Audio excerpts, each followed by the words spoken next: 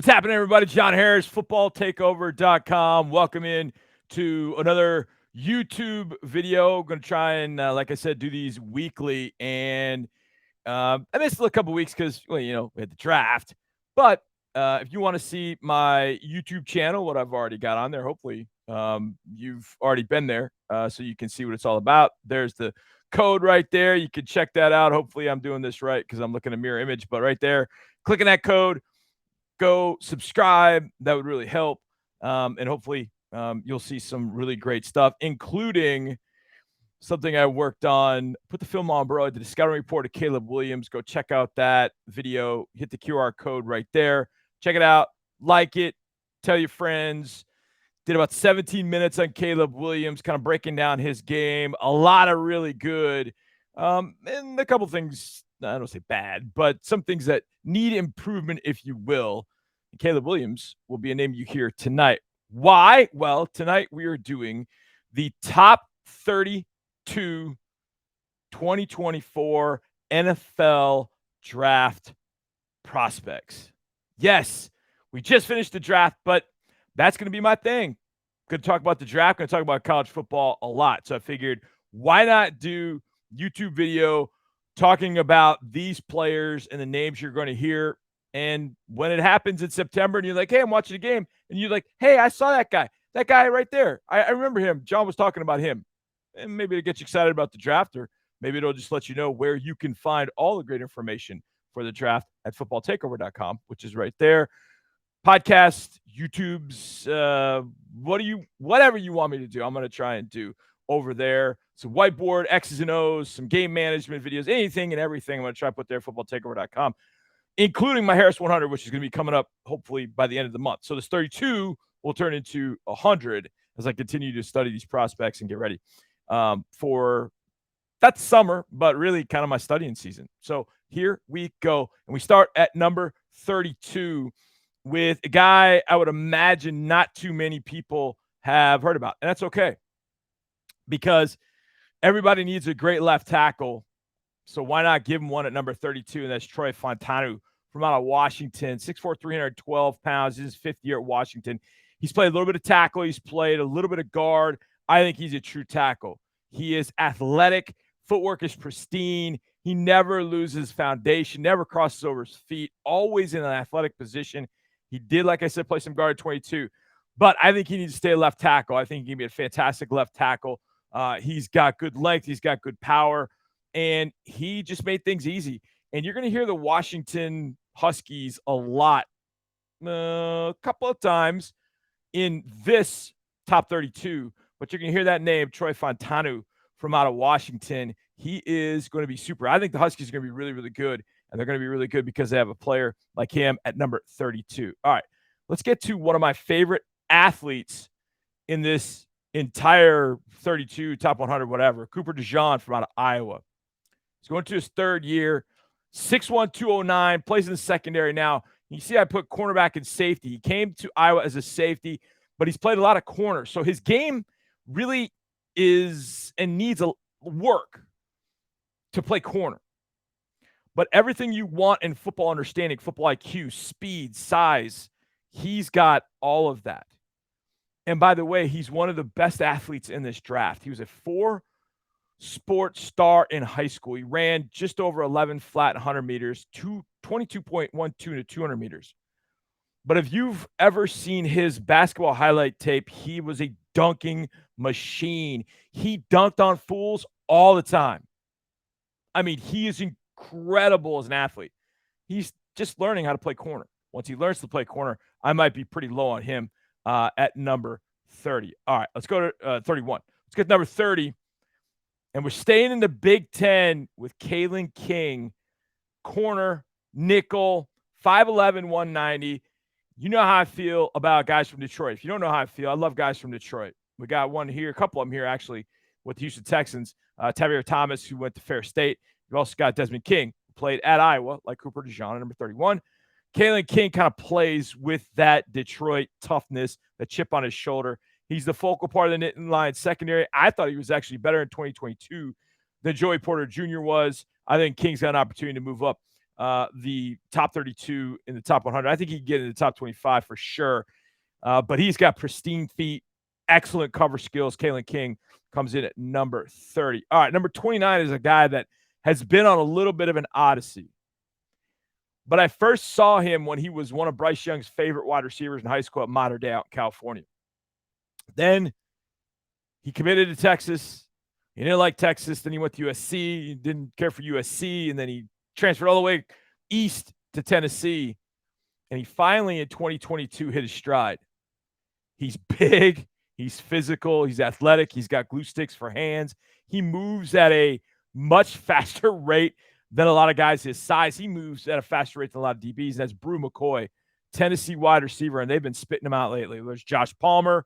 Jalen Hyatt went in the third round this year. Cedric Tillman went in this draft. They got a lot of players that have played that position in wide receiver, and Bru McCoy is, I would say he's the best, but he's got a little bit of work to do. But, man, he is a big-bodied, dynamic wide receiver for that Tennessee offense. I didn't put Joe Milton in this top 32. Not quite all the way there on what he's going to be while at Tennessee, because while he was at Michigan, he had one great game, and then he had a chance to take Tennessee job, and now he's got the job again. Can he raise the stock of Bru McCoy? We're going to find out. Bru McCoy, I love him at number 29. All right, number 28. Call me Johnny. They call him Johnny. Zhan Johnny Newton from out of Illinois. Now, if you follow the draft at all, you may have heard this name a little bit. And some people are putting him in the top 10. I can't go that high. Watching him closely in a couple of games, I think there's some athletic ability there. There's no question. I think his feet are very, very good. But there's a lot of getting upfield. There's a lot of penetration. There's not a ton of technique. But agility, good feet, speed, he's got that. But he's got to find a little bit more violence once he does that. And football violence, mind you. Once he does that, I think Zhan Johnny Newton from out of Illinois. And keep an eye on Illinois. Their entire secondary went into the draft this past year. The D-line is this year. Keith Randolph is one of the other guys I think could end up in the top 100. You got Newton inside with Randolph. An Illinois team is going to be pretty salty again if they can get some good quarterback play. Brett Bielema has done some good things. Taking Lovie Smith's recruits and turning them into some really good NFL players. Newton is the next one in line. He's at number 28. All right, 27 is a guy that I thought had he come out in 2023, I think he would have been no worse than a top 40 pick. And that was solidified as I continued to watch him, even though I wasn't really studying him. I would study Big Ten defensive players, and every time I studied them against Michigan, I kept coming back to my number 27 player, Blake Corum. He's 5'8", maybe. He's 210. But what I love about him is he never missed the answer to a test. He never got a question wrong. And what I mean by that is every time that he had a run lane that he had to pick, based on his vision, his quickness, everything that he saw, the hole was developing, he picked it right. If he doesn't get hurt, I think there's a great shot he goes to New York for the Heisman. I think if he doesn't get hurt, maybe he does consider going in the draft. He decided to go back to Michigan for his fourth year from out of Maryland with St. Francis Academy. I think he is special. At 5'8", 210, he's got power, quickness. The vision is on point. I think Blake Corum would have been the second running back. Now, Jameer Gibbs, I never really called a running back. He was more Weapon X to me. So I think Corum would have been in that mix. When he got in the first round, maybe, maybe not. But he would have definitely been a top 40 pick. Blake Corum is special. I put him at number 27. All right, if you know NFL history, you know this next name. Oronde Gadsden II. Now, Pops played for the Dolphins, was a really solid wide receiver. His son is that much better. He's going into his third year, 6'5", 216 pounds. NFL prodigy.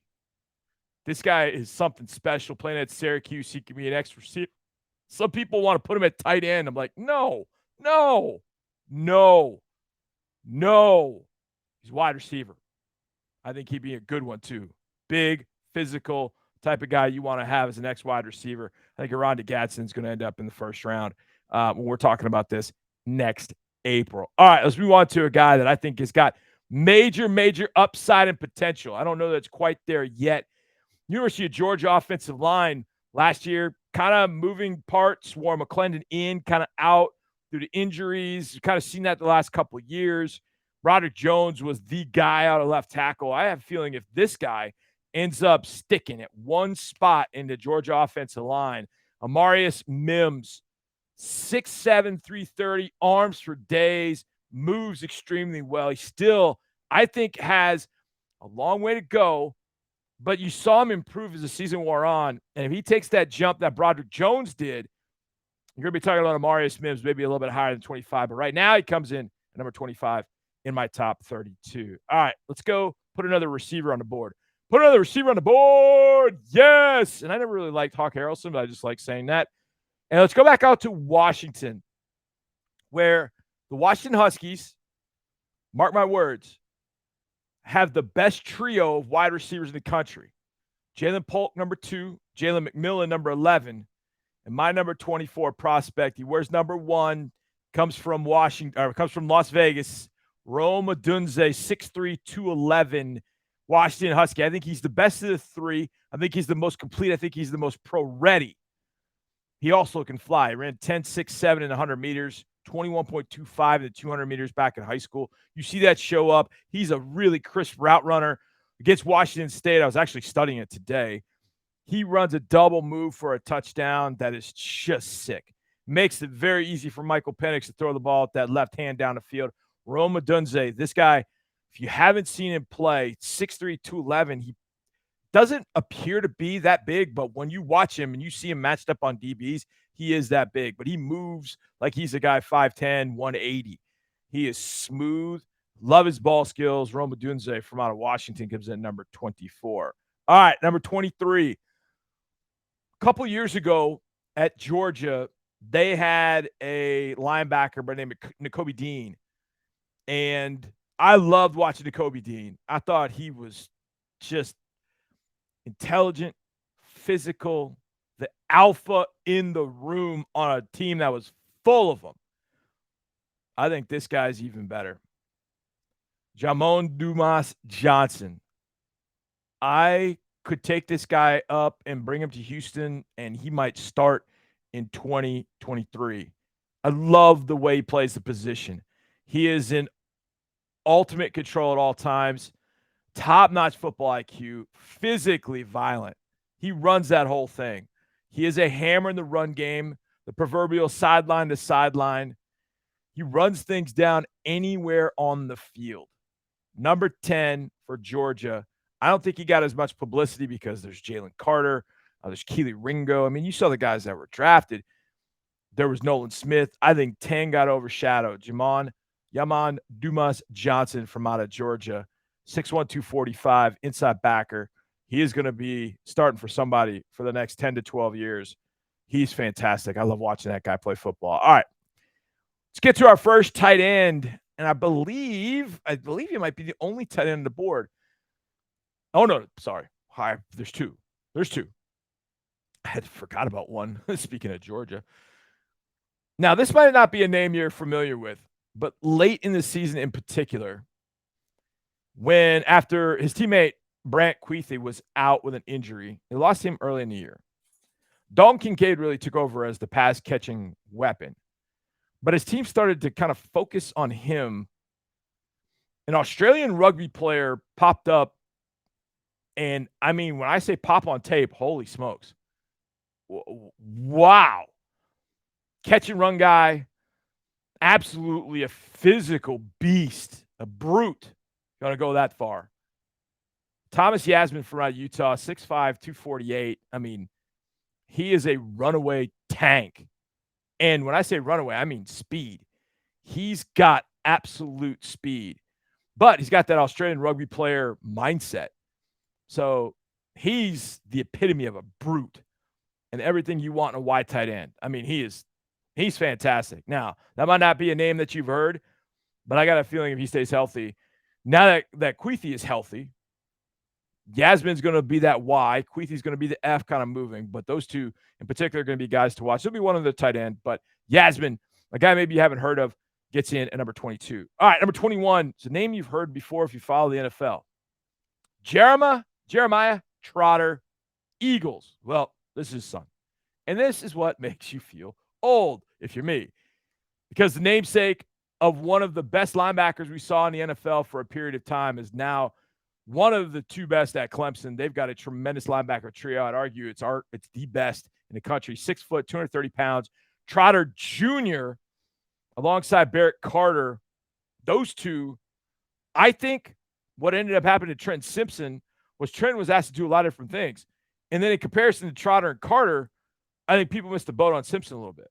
And so he fell to the third round. I think the fact that Trotter and Carter are that good, I think Simpson, I don't think people thought they were that good. They are that good. Trotter's incredible. He played next to Carter and Simpson last year. He is the CPU of that defense at Clemson. He's smart. He gets to the football. He is an excellent tackler out in space. I think he is a fantastic football player coming in at number 21. Jeremiah Trotter from out of Clemson. All right. Number 20, getting to the top 20 here. How about a player from Duke? Staying in ACC here. Graham Barton. When I first heard the name Graham Barton playing offensive line, I'm like, all right. I don't know. I mean, I shouldn't have been that way because I've seen all types of players from all types of places, but I'm like, offensive line for Duke? Really? Oh, no. 6'5", 306. Barton's a true left tackle prospect. Now, you can move him to the right as well, but he's got excellent feet, tremendous smarts, excellent technique.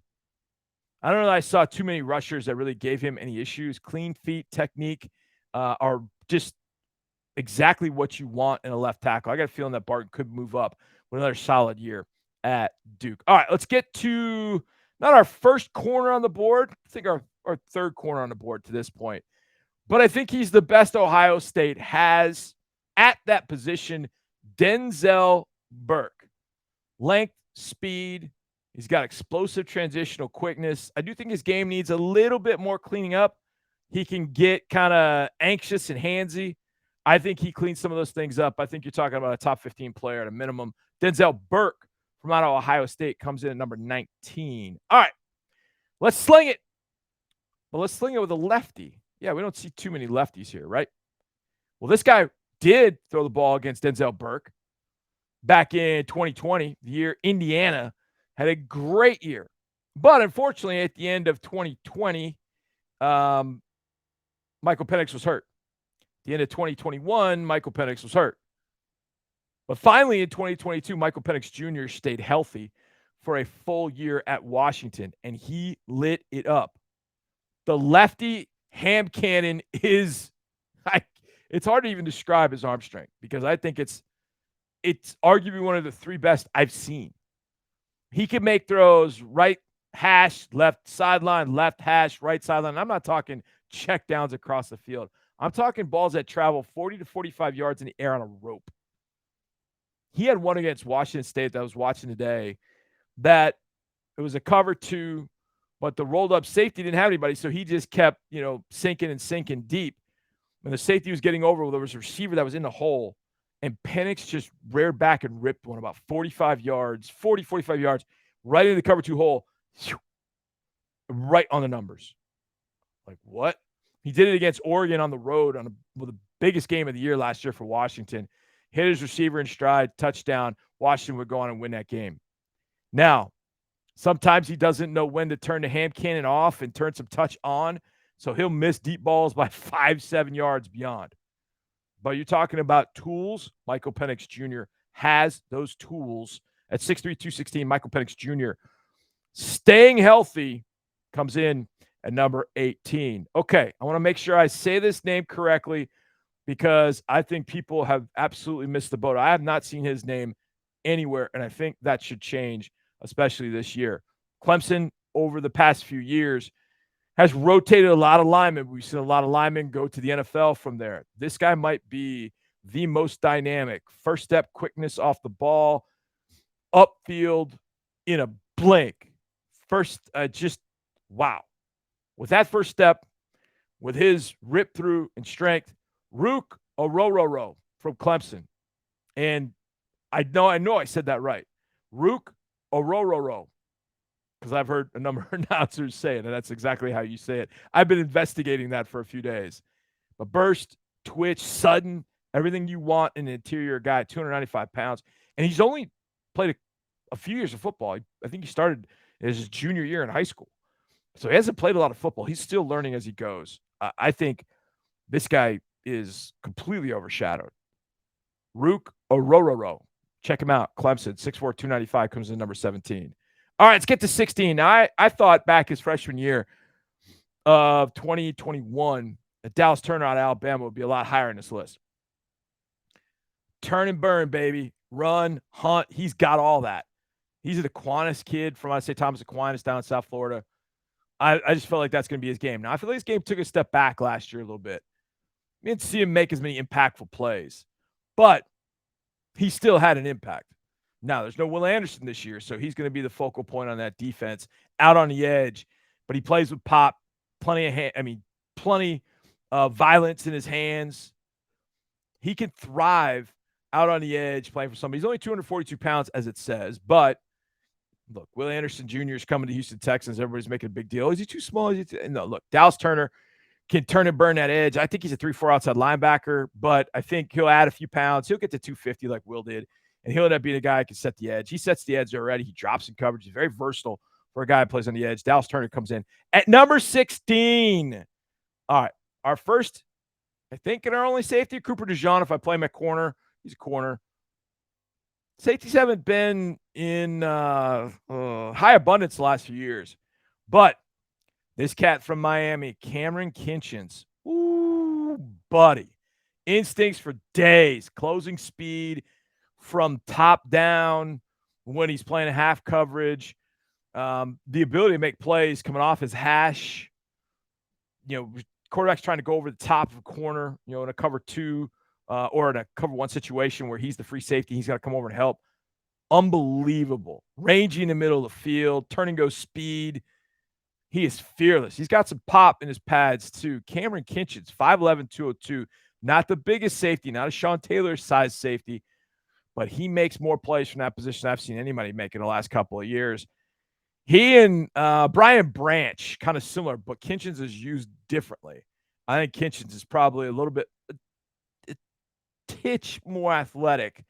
And I think he's able to make more plays back in the secondary than Branch. Probably a little better in coverage, too. All right, let's get to number 14.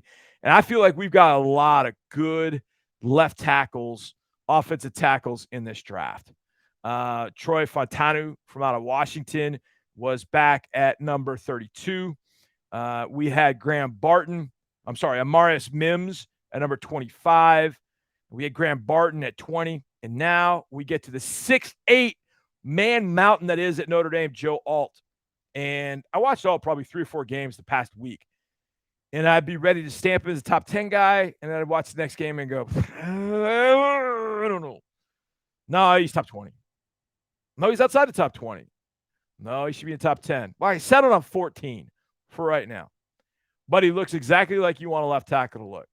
6'8", 315, tall, long arms. It takes forever to run around him.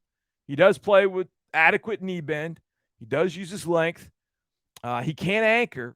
I don't think he's the most powerful guy in the world. You don't get a ton on down blocks. You don't get a ton of base blocks. He kind of positions guys a little bit more in the run game. But I can live with that to a degree.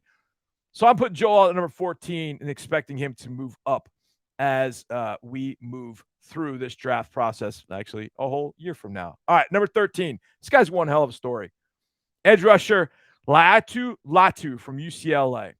He started at Washington, but he got injured, and he wasn't medically cleared after a couple of season-ending injuries.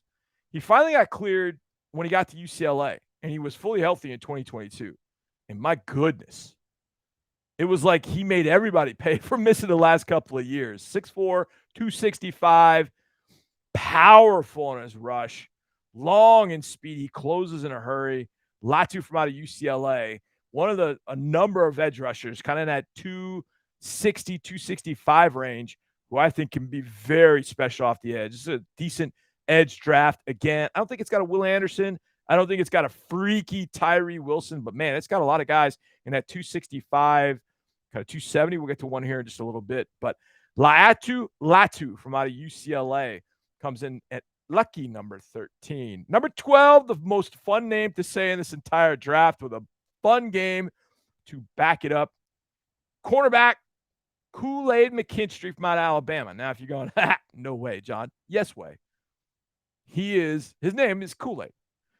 That's what he is known as. I've seen Nick Saban do a Saban Telstrator like I do Texas Telstrator, and he calls him Kool-Aid. So it's Kool-Aid McKinstry, and he is sweet like Kool-Aid.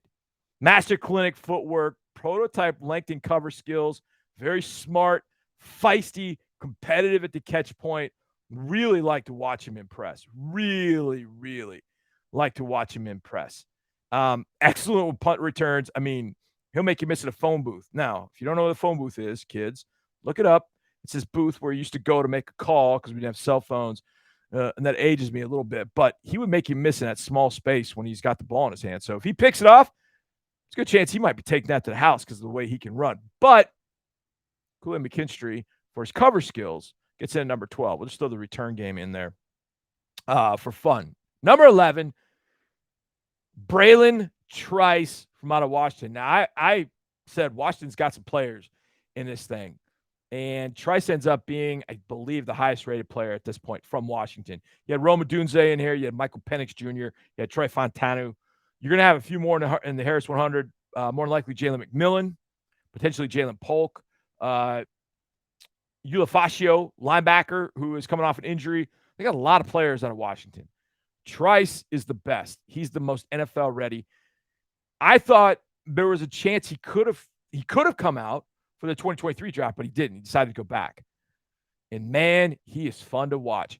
He has got pass rush maneuvers for days. He is one of the best clinicians I've seen of setting up tackles, how he wants them, how the different types of moves he wants to use, uses his hands really, really well. And he gives me some Joe Tryon vibes. I was a big Joe Tryon fan from Washington a few years ago. Loved Tryon. I think Tryon had a full career where he didn't get COVIDed out in his final year. I think Tryon would have been a top 10 player. Well, I got Trice at 11. I think that's the kind of player he can be. Bendy, knows exactly what to do with his hands. Twitchy with a great first step. Braylon Trice, Washington, comes in at number 11. Now, this next player is freaky. I remember first seeing him at Calabasas High School out in California, just outside of LA. And I'm watching, I'm thinking, this dude is he legit 6'5"? No. He's 6'7". And he's 235 pounds. And I will tell you right now that the very first person you see saying, oh, we're going to move Johnny Wilson to tight end, that person should be fired because Johnny Wilson's got the speed of a wide receiver. He's got the size of an F tight end. And that together is a combination that makes him a top 10 player.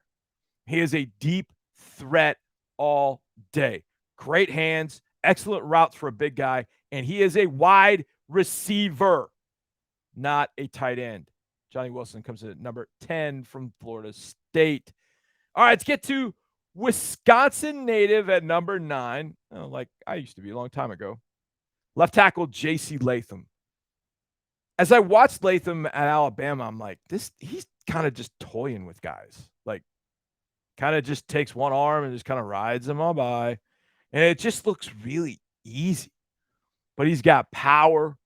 His pass pro has gotten better. He's got length. He's nasty demeanor. He's got some finisher in him as a run blocker. J.C. Latham coming at number 9 from Alabama. All right, number 8 is always a name that's fun to say, but I got to make sure I say it right. And he's been on the map of a lot of recruitniks for a while, but it really wasn't until the Penn State game in 2022 when number 8 edge rusher JT Tuimoloau from Ohio State popped on the scene. And I said earlier, the edge rusher, 6'4", 6'5", 260, 265. Tuimoloau is 270. Now, I kind of like Tui Tuipulotu from out of USC. Now, try and say those two names together. They listed him at 290, and he ended up going to the combine like 266. I think that JT is probably best served around 265, 270 where he is, but he's a playmaker. And what defense doesn't need a playmaker? I mean, he's got power. He's got speed. He can bend the edge. JT Tuimoloau, Ohio State, comes in at number 8. Now, one of the games that I loved watching because of JT at number 8 and also at number 7, when Ohio State met Penn State, Olu Fautanu. You see this all the time on Twitter. Somebody would tweet about himself. Hashtag built different. Hashtag built different. Like, bro, you're 6'1", 200. Like, no, you're not built different. Well, you work hard. You work harder than Michael Jordan? No, stop. This dude is physically built different. And I'm 1,000% convinced that he would have been offensive tackle 1 in the 2023 NFL draft. For me, anyways. For some team, who knows?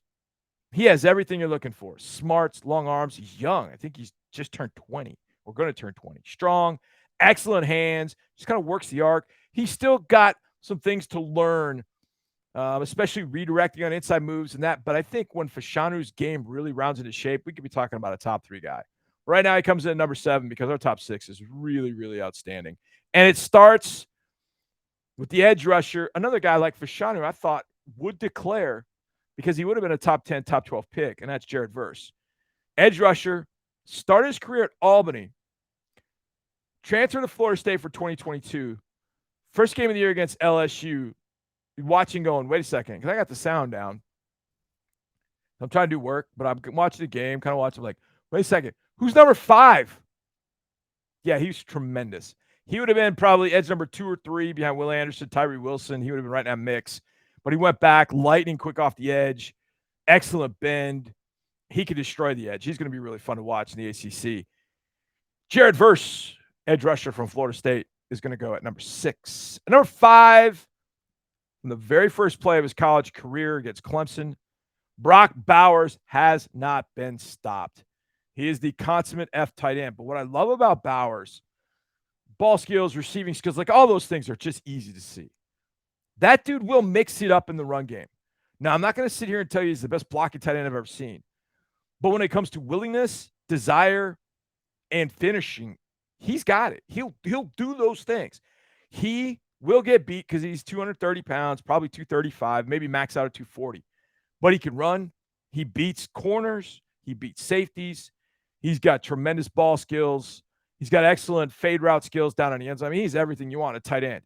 And he will block, which I love. You got to love that about a tight end. All right, I mentioned Jeremiah Trotter Jr. coming in at number 20. His running mate, 0, Barrett Carter. Here's what I have written in my scouting report. Here are the first 3 words written in my scouting report. This dude, damn. Like that's it. You just watch him like, whoa. He's got explosiveness for days. When we were at the Combine in 2023, there's a symposium put on by the NCAA across the street. So we're leaving on Friday, and college players are coming in. So in 2022, as we were trying to check out, C.J. Stroud, Paris Johnson Jr., and JSN, Jackson Smith and Jigba, were checking in. So they were, kind of cutting it up in front of us, and they were kind of laughing, joking, have some fun. It was, it was kind of cool to see college kids. Barrett Carter was that guy in 2023. And when this dude walked in, it was all business. So like, man, it was like one of those guys you don't mess with. 6'1", 225. You try to pass protect him, he leaps over you. You're thinking he's going to leap over you, he'll run over you. You want to run around on him, he'll cover you like glue. He'll hit stick all the time. Barrett Carter is an absolute dude. I'm a huge fan of number 0 at Clemson, my 4th overall rated player. Barrett Carter. All right, let's get to the top 3. Probably no surprise in the top 3, just maybe the order. And the order starts at number 3, quarterback Drake Maye. I remember going into last year, the name Maye, M-A-Y-E, it's my daughter's name. It's a name that's known around North Carolina. His brother sank a big shot against Kentucky in NCAA basketball regional. Family has been known there, an athletic family. And so Drake's taken over. The first game's against FAMU. FAMU's got a bunch of guys ineligible, including Isaiah Land. Like, all right, what are we going to learn? And Drake Maye shows it off. I'm like, okay, it's FAMU, but there's something with this guy, man. He can rip it, but he can move. Boy, okay, let's keep watching. App State, I think was the next week. They put up, I think, 65, 58. I don't remember what it was. They put up a ton of points. in that game, and he is ripping it all over the field. He's throwing on the move. He's throwing from the pocket. He's eluding the pocket. He's incredible. They went from Sam Howell to him. It was like they went from Sam Howell, it was great, to, well, they took a step up. He made people forget about Howell real quick. Great vision and feel for the position, quick release, a lot of RPMs, touch when he needs it, accurate, can make a play. It's Miami. He's getting sacked, falling down. He's falling down. He sees Josh Downs. He flips it to him for a big first down. This guy can do it all. He comes in at number 3 only because the next 2 players are just ridiculous. Let's go to Marvin Harrison Jr. at number 2. Highest rated receiver I've ever had. And the last highest rated receiver that I had, I think that was top 5-ish. That was in that realm. I think I maybe had him at 5'3", something like that. It was Ja'Marr Chase. Marvin Harrison is a different version of Ja'Marr Chase. He's 6'4". He's 205. He's got incredible body control. When he went out of that game against Georgia, Ohio State ended up losing by 1. But when he went out of that game, you kind of felt like, man, the juice is a little bit out of this game because Harrison's gone. He's my best wide receiver prospect since Ja'Marr Chase. I would say that some team maybe would trade up to go get him, but with a couple quarterbacks, you never know. I just don't want to see him with the Colts. I'd love to see him team up here in Houston with C.J. Stroud, but we'll see how it goes. Marvin Harrison Jr. is as fun to watch wide receivers I've seen. Pristine routes. And I know people are like, well, yeah, his dad was an NFL player. Look, that doesn't always matter. That always doesn't come to fruition. Jeremiah Trotter Jr. became a tremendous player because Jeremiah Trotter Jr. put in the work and does have the DNA, but put the 2 of them together to become a great player. Marvin Harrison Jr. is the same. I think he's actually a little bit different than his dad, but that being said, Marvin Harrison Jr. comes in at number 2. So no surprise at number 1, Caleb Williams, USC. Just an absolute animal. If you want to see my breakdown of Caleb Williams, hit that QR code right there. Go to my YouTube channel, which I guess you're on right now, and go click on that and check out my video I got on Caleb Williams. You want to see exactly what you're talking about. Now, I'm going to do a video pretty much for probably every player in the top 32, maybe not as in-depth as Caleb, but he's number 1 for a reason. This dude's game is magical. Magical. Things he can do with his arm. And there's a lot of comparisons to Patrick Mahomes, and I can't do that. But what I do see, because of the way he runs, I think he's a better throwing Justin Fields. He has Justin Fields' running ability, instincts, vision, all of that, but he throws it that much better. And you'll see my breakdown right there. If you click on that QR code, go to my YouTube page. Make sure you subscribe, please. And give that video a thumbs up and let other people around the country check that video out on Caleb Williams. Does he end up with your NFL team? Does he end up with my team? Maybe not, because we got C.J. Stroud, and I'm definitely cool with that. But where does Caleb Williams end up? Well, he's got 1 more year, but he's a special, special dude. So there you have it. Your top 32 as of right now in the not really Harris 100, but top 32 prospects in 2024. So I appreciate you checking that out.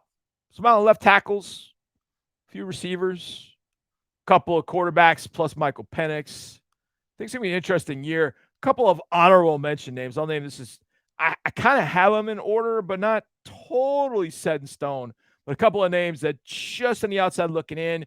Travion Henderson, Ohio State running back. A couple of Ohio State guys. Linebacker Tommy Eichenberg, who I thought was tremendous last year, 2022. He's the heart of that defense. Mason Smith, interior defensive line from out of LSU. Leonard Taylor from out of Miami, a couple interior defensive linemen that can be nasty. A quarterback that I don't know a lot of people think, really, I think because they just think he's a runner. J.J. McCarthy. His game against TCU wasn't perfect, but, man, he made some NFL throws aplenty in that game. Chop Robinson, edge rusher from Penn State. Nazir Stackhouse, defensive tackle, who's taken over in the middle there for Georgia, I think can be a really fun player. A guy I've loved from Oregon, Brandon Dorless, kind of an inside-outside defensive lineman. Keep an eye on quarterback Sam Hartman, who's transferred to Notre Dame. He's going to be really fun. Another quarterback, Spencer Rattler from South Carolina. I've been a big believer in his. And so those are just a few of the names beyond the top 32. You can go check all that out at Football Takeover right here I'll have all kinds of stuff. I'll have this posted there if you missed it. But I really appreciate you guys being with me. Keep in mind, @JHarrisFootball is my Twitter handle. If I could type that in real quick, I'd type it in. In fact, let me see if I could talk and do this at the same time. That's not easy for me to do. I'm kind of an old. So there's my Twitter handle. So let's get it up there. All right. And there's my Twitter handle, @JHarrisFootball. Okay. Twitter handle's there. @JH Football Takeover is my YouTube page. Hit that subscribe button. Hit the like button. Tell everybody you love it. I love you. You guys can love me. It's a love fest. That's what we want. I'll have more for you, and I will try and have my goal is this. I know YouTube's consistent, but I will post all of my YouTube videos. I have my ancillary ones, my kind of X and O stuff, but my big videos, my YouTube Football Takeover show, my Football Takeover YouTube show, Wednesday, 9 a.m. Wednesday, 9 a.m. That's when you should be looking for those. And if I tell you that I'm going to do it, then that means I'm going to do it. Wednesday, 9 a.m., YouTube. That's when these videos are going to post. So hopefully you got this at 9 a.m. today. All right. Love you guys. Thank you very much. @JHarrisFootball, footballtakeover.com. John Harris signing off. See you guys.